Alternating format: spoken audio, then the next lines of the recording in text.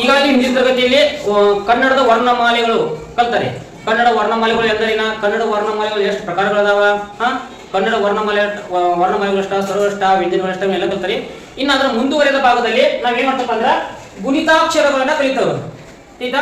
ಗುಣಿತಾಕ್ಷರಗಳು ಅಂತಂದ್ರೆ ಏನಂತಂದ್ರ ವ್ಯಂಜನಗಳಿಗೆ ಸ್ವರಗಳು ಸೇರಿ ಆಗುವ ಅಕ್ಷರಕ್ಕೆ, ವ್ಯಂಜನಗಳಿಗೆ ಸ್ವರಗಳು ಸೇರಿ ಆಗುವ ಅಕ್ಷರಕ್ಕೆ ಏನ್ ಕರಿತಪ್ಪ ಅಂದ್ರ ಗುಣಿತಾಕ್ಷರಗಳು ಅಂತ ಕರೀತಾರ. ಗುಣಿತಾಕ್ಷರಗಳು ಅಂತ ಕರೀತಾರ. ಈಗಾಗಲೇ ಸ್ವರಗಳು ಹೇಳಪ್ಪ ಅಂತಂದ್ರ ಸ್ವತಂತ್ರವಾಗಿ ಉಚ್ಚರಿಸಲ್ಪಡುವಂತ ಅಕ್ಷರವಾಗಿ ಸ್ವರಗಳು ಅಂತ ಕರೀತಾರ. ವ್ಯಂಜನಗಳು ಅಂತಂದ್ರ ಸ್ವರಗಳ ಸಹಾಯದಿಂದ ಉಚ್ಚರಿಸಲ್ಪಡುವಂತ ಅಕ್ಷರಗಳಿಗೆ ನಾವು ವ್ಯಂಜನ ಅಂತ ಕರಿತಿದ್ವು.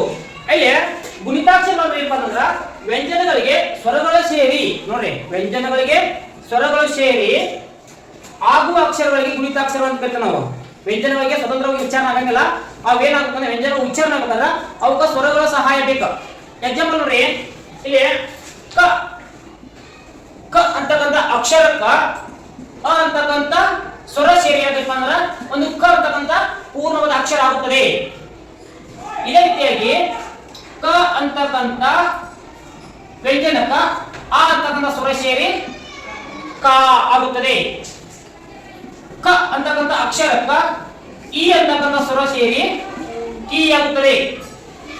ಕ ಅಂತಕ್ಕಂಥ ಅಕ್ಷರಕ್ಕ ದೊಡ್ಡ ಇ ಸೇರಿ ಕಿ ಅಂತ ನೋಡ್ರಿ. ಕ ಅಂತಕ್ಕಂಥ ಅಕ್ಷರಕ್ಕ ಹೂ ಅಂತಕ್ಕಂಥ ಸ್ವರ ಸೇರಿ ಏನಾಗತ್ತಪ್ಪ ಅಂತಂದ್ರ ಹೂ ಆಗುತ್ತದೆ. ಅದೇ ರೀತಿ ಕ ಅಂತಕ್ಕಂಥ ಅಕ್ಷರಕ್ಕ ದೊಡ್ಡ ಹೂ ಸೇರಿ ಏನಾಗತ್ತಪ್ಪ ಅಂದ್ರ ಹೂ. ಇದೇ ನೋಡ್ರಿ, ಕ ಅಂತಕ್ಕಂಥ ಅಕ್ಷರಕ್ಕ ಎ ಅಂತಕ್ಕಂಥ ಸ್ವರ ಸೇರಿ ಏನಾಗುತ್ತದ ಕೆ ಆಗಿ ರೂಪುಗೊಳ್ಳುತ್ತೆ. ಅದೇ ರೀತಿಯಾಗಿ ಕ ಅಂತಕ್ಕಂಥ ಅಕ್ಷರಕ್ಕ ಎ ಅಂತಕ್ಕಂಥ ಸ್ವರ ಸೇರಿ ಕೆ. ನೋಡ್ರಿ, ಕೈ ಅಂತಕ್ಕಂಥ ವ್ಯಂಜನಕ್ಕ ಐ ಅಂತಕ್ಕಂಥ ಸ್ವರ ಸೇರಿ ಏನಾಗಪ್ಪ ಅಂದ್ರ ಕೈ.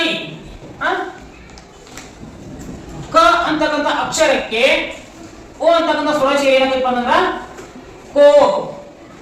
ಕ ಅಂತಕ್ಕಂಥ ಅಕ್ಷರಕ್ಕ ಓ ಅಂತಕ್ಕಂಥ ಸ್ವರ ಸೇರಿ ಏನಾಗತ್ತದ ಕೋ. ನೆಕ್ಸ್ಟ್ ನೋಡ್ರಿ, ಕ ಅಂತಕ್ಕಂಥ ಅಕ್ಷರಕ್ಕ ಅವು ಅಂತಕ್ಕಂಥ ಸ್ವರ ಸೇರಿ ಏನಾಗತ್ತದ ಕೌ. ನೆಕ್ಸ್ಟ್ ನೋಡ್ರಿ, ಕ ಪ್ಲಸ್ ಅಂ, ಕಮ್ ಅಂತ ಆಗ್ತದ. ಕ ಪ್ಲಸ್ ಅಹ ಇಸ್ ಈಕ್ವಲ್ ಟು ಕಹ. ನೋಡಿ, ಈಗ ಏನ್ ಗೊತ್ತೈತಿ, ಗುಣಿತಾಕ್ಷರಗಳು ಅಂದ್ರೆ ಏನಪ್ಪ ಅಂತಂದ್ರ ವ್ಯಂಜನಗಳಿಗೆ ಸ್ವರಗಳು ಸೇರಿ ಆಗುವ ಅಕ್ಷರಗಳಿಗೆ ನಾವೇನ್ ಕಲ್ತು ಗುಣಿತಾಕ್ಷರಗಳು ಅಂತ ಕಲ್ತು. ನೋಡ್ರಿ, ಎಕ್ಸಾಂಪಲ್ ನೋಡ್ರಿ, ಕ ಅಂತಕ್ಕಂಥ ಸ್ವರಕ್ಕ ಕ ಅಂತಕ್ಕಂಥ ವ್ಯಂಜನಕ್ಕ ಅ ಅಂತಕ್ಕಂಥ ಸ್ವರ ಸೇರಿ ಕ ರೂಪ ಹೋಯ್ತು. ಕ ಅಂತಕ್ಕಂಥ ವ್ಯಂಜನಕ್ಕ ಆ ಅಂತಕ್ಕಂಥ ಸ್ವರ ಸೇರಿ ಕ. ಈ ರೀತಿಯಾಗಿ ವ್ಯಂಜನಗಳು ಸ್ವರಗಳ ಸಹಾಯದಿಂದ ಅವೇನಪ್ಪ ಅಂತಂದ್ರ ಈ ರೀತಿಯಾಗಿ ರೂಪುಗೊಂಡು.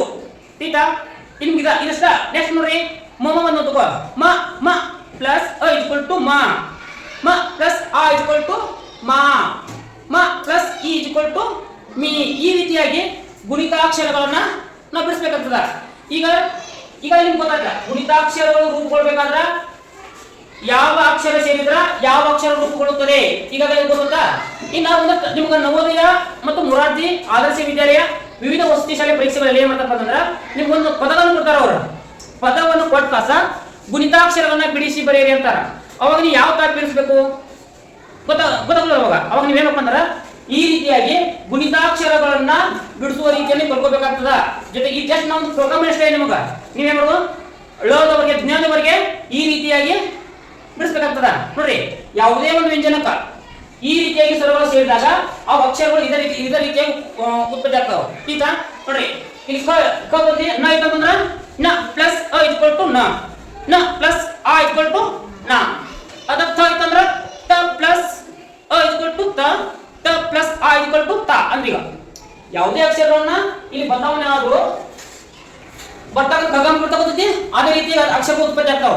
ಅರ್ಥಾತ್ ಈಗ ಒಂದು ಪದಗಳನ್ನು ಕೊಡ್ತಾರ. ಪದಗಳನ್ನು ಕೊಟ್ಟಾಗ ನೀವು ಆ ಪದಗಳನ್ನು ಯಾವ ರೀತಿ ಬಿಡಿಸಿ ಬರಬೇಕು ಅಂತ ಕಲಿಬೇಕಾಗ್ತದ. ಎಕ್ಸಾಂಪಲ್ ನೋಡಿ, ನಾವು ಒಂದು ಪದ ಬರ್ತೇನೆ ಇಲ್ಲಿ, ಅವಸರ. ನೋಡ್ರಿ ಅವಸರ ಅಂತಕ್ಕಂಥ ಒಂದು ಪದ ಬರ್ತನು. ಈ ಪದವನ್ನ ಗುಣಿತಾಕ್ಷರಗಳಾಗಿ ಬಿಡಿಸಿ ಬರೆಯಲು ಕೇಳ್ತಾರೆ ನಮ್ಗೆ ಪರೀಕ್ಷೆಯಲ್ಲಿ, ಅಥವಾ ಅವ್ರು ಗುಣಿತಾಕ್ಷರ ಬಿಡಿಸಿ ಬರ್ತಾರ. ಇದಕ್ಕೆ ಸರಿಯಾದ ಪದ ಯಾವುದು ಅಂತ ಕೇಳ್ತಾರ. ನೀವು ಎರಡಕ್ಕೂ ರೆಡಿ ಆಗ್ಬೇಕಾಗ್ತದ. ಇಲ್ಲಿ ನೋಡಿ ಇನ್ನೊಂದು ಪದ ಕೊಟ್ಟಾರ. ಇಲ್ಲಿ ಈ ಅಕ್ಷರವನ್ನ ಗುಣಿತಾಕ್ಷರವಾಗಿ ಬಿಡಿಸಿ ಬರ್ಬೇಕಾದ್ರ ಫಸ್ಟ್ ನೋಡ್ರಿ ಅ ಸ್ವರ ಐತೆ, ಯಾಕಿದ್ದ ಅ ಬರ್ಕೋರಿ. ನಂತರ ಪ್ಲಸ್ ನೋಡ್ರಿ ಯಾವ ಸಂಖ್ಯೆ ವ ಐತೆ, ವ ಪ್ಲಸ್ ಅ. ನೆಕ್ಸ್ಟ್ ನೋಡಿ ಪ್ಲಸ್ ಸ ಪ್ಲಸ್ ಅ. ನೆಕ್ಸ್ಟ್ ನೋಡಿ ಪ್ಲಸ್ ರ ಪ್ಲಸ್ ಅ. ನೋಡಿ ಅ ಪ್ಲಸ್ ವ ಪ್ಲಸ್ ಅ ಪ್ಲಸ್ ಸ ಪ್ಲಸ್ ಅ ಪ್ಲಸ್ ರ ಪ್ಲಸ್ ಅ. ಅವಸರ. ಈ ರೀತಿಯಾಗಿ ನೀವು ಪದಗಳನ್ನು ಬಿಡಿಸಬೇಕಾಗ್ತದ. ನೆಕ್ಸ್ಟ್ ನೋಡಿ ಇನ್ನೊಂದು ಎಕ್ಸಾಂಪಲ್ ಕೊಡ್ತಾನೆ ನೋಡಿ.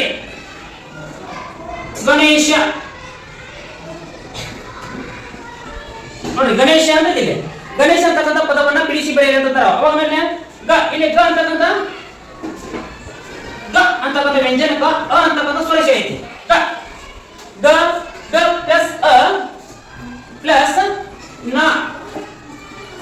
ನ ಪ್ಲಸ್ ನೋಡ್ರಿ ಈ ಇಲ್ಲಿ ಈ ಬೋರ್ಡ್ನಾಗ ಇಲ್ಲಿ ಏನೈತಿ ಜೀರ್ಘ ಜೀರ್ಘ.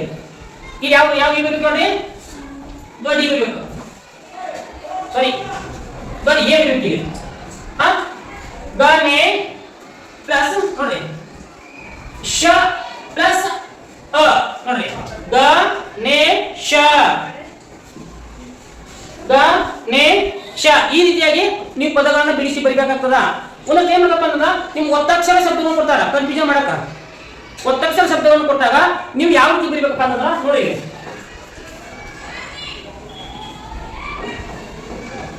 ಅಗ್ರಹಾರ ಅಂತ ಕೊಟ್ಟಂತ. ಅಗ್ರಹಾರ.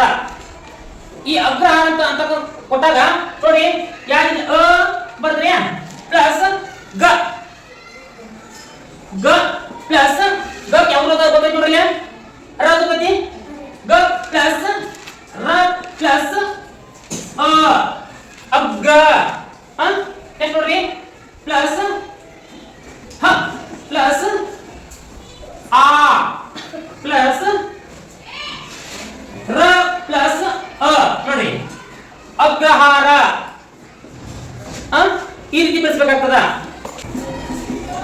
ಅಪ್ಪನೆ ನೋಡಿ ಪದ ಅಂತಿಲ್ಲ, ಅಪ್ಪನೆ ಅಂತಕ್ಕಂಥ ಪದವನ್ನ ಬಿಡಿಸಿ ಬರೆದಾಗ ಯಾವ ರೀತಿಯಾಗಿ ಆಗ್ತದೆ ನೋಡ್ರಿ. ಅ ಪ್ಲಸ್ ಪ ಪ್ಲಸ್ ನೋಡಿ ಪದ ಅಂತಿಲ್ಲ ಆಯ್ತಾ. ಇಲ್ಲಿ ಏನ್ ಮಾಡ್ಬೇಕು ಪ ಪ ಪ್ಲಸ್ ಪ ಪ್ಲಸ್ ಅ ಬರ್ಕೋಬೇಕು ನೋಡಿ. ಅ ಫ ನೆಕ್ಸ್ಟ್ ನೆ ಪ್ಲಸ್ ನ ಪ್ಲಸ್ ಅ ಸಾರಿ ಅ ಪ್ಲಸ್ ಎ ಅಪ್ಪನೆ ಆಯ್ತಾ. ನೆಕ್ಸ್ಟ್ ನೋಡಿ ಭಕ್ತಿ ಅಂತ ಇದೆ, ಭಕ್ತಿ ಇದೆ. ಭಕ್ತಿ ನೋಡಿ ಬ ಪ್ಲಸ್ ಅ ಪ್ಲಸ್ ತ ಕ ಪ್ಲಸ್ ಕ क्या होती है ತ ಇದೆ ತ ಪ್ಲಸ್ ಇ ನೋಡಿ ಭಕ್ತಿ. ಈ ರೀತಿಯಾಗಿ ನೀವು ಅಕ್ಷರಗಳನ್ನ ಬಿಡಿಸಿ ಬರಿಬೇಕಾಗ್ತದ, ಗುಣಿತಾಕ್ಷರವನ್ನ ಬಿಡಿಸಿ ಬರ್ತೈತೆ. ಇನ್ನೊಂದು ನೋಡಿ ಮುನ್ನಡೆ. ಮ ಪ್ಲಸ್ ಉ ಪ್ಲಸ್ ನ ಪ್ಲಸ್ ನ plus a plus the plus A ಮುನ್ನಡೆ. ಯಾಕೆ ನೋಡಿ ಕನ್ನಡ. ಕನ್ನಡ ಯಾವ ರೀತಿ ಬಿಡಿಸೋದು ಕ ಪ್ಲಸ್ ಅ ಪ್ಲಸ್ ನ ನೋಡಿ ನ ಪ್ಲಸ್ ನ ನ ಓದುತ್ತಿಲ್ಲ ನ ಪ್ಲಸ್ ನ ಪ್ಲಸ್ ಅ ಕಣ್ಣ. ನೆಕ್ಸ್ಟ್ ನೋಡಿ ಡ ಪ್ಲಸ್ ಅ ಕನ್ನಡ. ಈ ರೀತಿಯಾಗಿ ಗುಣಿತಾಕ್ಷರವನ್ನ ಬಿಡಿಸಬೇಕಾಗ್ತದ. ನಿಮ್ಗೆ ಎಕ್ಸಾಮ್ ಕೊಡ್ತಾರ ಅಪ್ಪನೆ. ಇದು ಬರ್ಕೊಟ್ಟ 4 ಆಪ್ಷನ್ ಕೊಡ್ತಾರ, ಅದರ ಒಂದು ಸರಿಯಾದ ಉತ್ತರ ಕೊಡ್ತಾರ, 3 ತಪ್ಪು ಕೊಡ್ತಾರ. ಸರಿಯಾದ ಉತ್ತರವನ್ನು ಆಯ್ಕೆ ಮಾಡ್ರಿ ಅಂತ ಹೇಳ್ತಾರ. ಅವಾಗ ನೀವು ಗುಣಿತಾಕ್ಷರಗಳನ್ನ ಈ ರೀತಿಯಾಗಿ ಬರೆದಾಗ ಮಾತ್ರ ನಿಮ್ಮ ಉತ್ತರ ಸರಿ ಆಗ್ತದ. ಈ ರೀತಿಯ ಗುಣಿತಾಕ್ಷರವನ್ನ ಬರಿಬೇಕಾಗ್ತದ. ಇನ್ನ ಇದು ಅರ್ಥ ಆಯ್ತಾ? ನೆಕ್ಸ್ಟ್ ನೋಡಿ ಇನ್ನು ಅವರ ಗುಣಿತಾಕ್ಷರ ಹೇಳಿ ಅಂತಾರ. ಅವಾಗ ಬಿಡಿಸಿ ಬರ್ತಕ್ಕಂಥ ಗುಂಟಾಕ್ಷರ ಯಾವ ರೀತಿ ಗುರುತಿಸಬೇಕು ಅಂತ ನಿಮ್ಗೆ ಗೊತ್ತಾಗಬೇಕಲ್ಲ. ಎಕ್ಸಾಂಪಲ್ ನೋಡ್ರಿ, ಇಲ್ಲಿ ಒಂದು ಅಕ್ಷರ ಕೊಡ್ತಾರ ನೋಡ್ರಿ, ಕ ಪ್ಲಸ್ ಅ ಪ್ಲಸ್ ನ ಪ್ಲಸ್ ನ ಪ್ಲಸ್ ಅ ಪ್ಲಸ್ ಡ ಪ್ಲಸ್ ಅ ಕೊಡ್ತಾರ.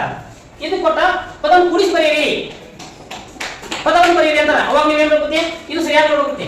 ನಿಮ್ ಕ ಪ್ಲಸ್ ಅ ಕೂಡಿದಾಗ ಏನಾಗತಿ ನೆನಪಿರ್ಬೇಕು ನಮಗ. ಕ ಪ್ಲಸ್ ಅ ಕೂಡಿದಾಗ ಕ ಅನ್ನೋದು ಗೊತ್ತಾಗಬೇಕು. ಇನ್ನ ನ ನ ಅ ಕೂಡಿದಾಗ ಏನಾಗತಿ ಕಣ್ಣ. ನೆಕ್ಸ್ಟ್ ದ ಪ್ಲಸ್ ಅ ಕೂಡಿದಾಗ ಏನಾಗತಿ ದ ಅನ್ನದ ಎಲ್ಲ ಕೂಡಿಸಿ ಏನಾಗತ್ತಿದ ಕನ್ನಡ. ಈ ರೀತಿಯಾಗಿ ನೀವೇನಪ್ಪ ಅಂದ್ರ ಪದಗಳನ್ನ ಕೂಡಿಸಿ ಬರೆದಾಗ ಈ ರೀತಿಯಾಗಿ ಉಚ್ಚಾರಣೆಗಳಾಗ್ತವ. ಈ ರೀತಿಯಾಗಿ ನೀವು ಬರಿಬೇಕಾಗ್ತದ. ಈಗ ಎಕ್ಸಾಂಪಲ್ ಇನ್ನು ನೋಡಿ,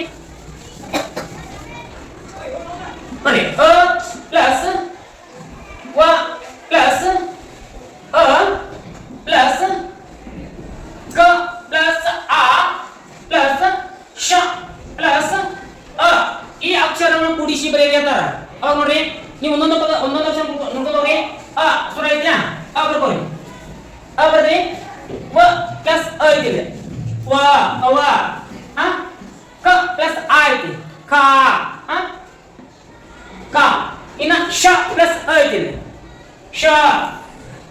ಏನಂತದ ಅವಕಾಶ. ಈ ರೀತಿಯಾಗಿ ಪದಗಳನ್ನು ಬರೀತಾರ. ಇನ್ನ ನೋಡಿಲ್ಲ,